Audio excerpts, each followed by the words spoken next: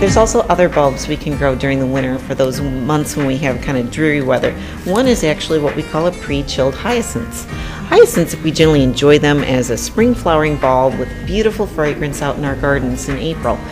But you can also chill them. And what this bulb has been, it's been chilled for at least 8 weeks. Similar, what you would do is put it in a refrigerator to chill it for 8 weeks.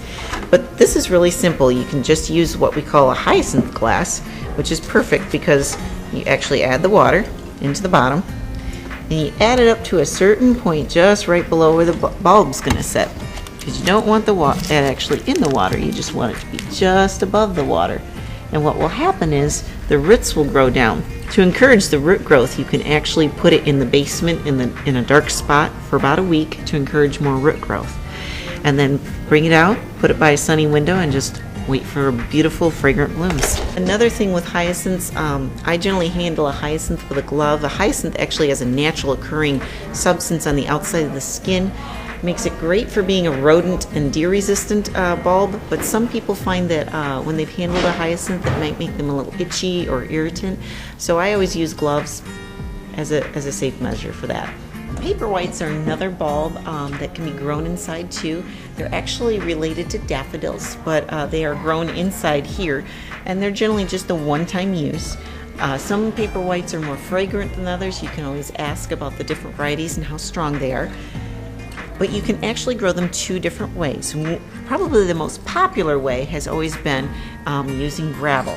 And what you'll end up doing is just kind of arranging them in, I prefer to use something clear, that way I can see it. And I then just add rocks and gravel to the side, just so that way it'll stabilize the bulb so it won't tip over as it's growing. And I gently bring it up so it's covering probably at least 3/4 of the bulb. But what I will do at this point is I would add water to the bottom, and I just want to add just enough so that it's just under the bulb. And I'll put this in my basement for at least a week or to 10 days, so that at that time, when it's in the dark, the roots will go down into the water and start growing a nice root system. Then after that, I'll bring it out, put it by a sunny window, and enjoy. One other trick too with paperwhites is that sometimes they get a little tall and you have to support them.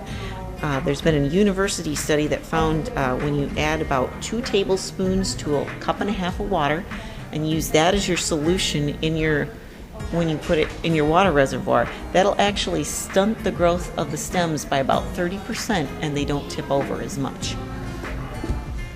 And the other way you can actually grow paperwhite would just be the good old-fashioned, use some soil and put it in a pot and just enjoy it that way. And water as needed. Hope you enjoy your indoor gardening and that it provides you color and fragrance as well.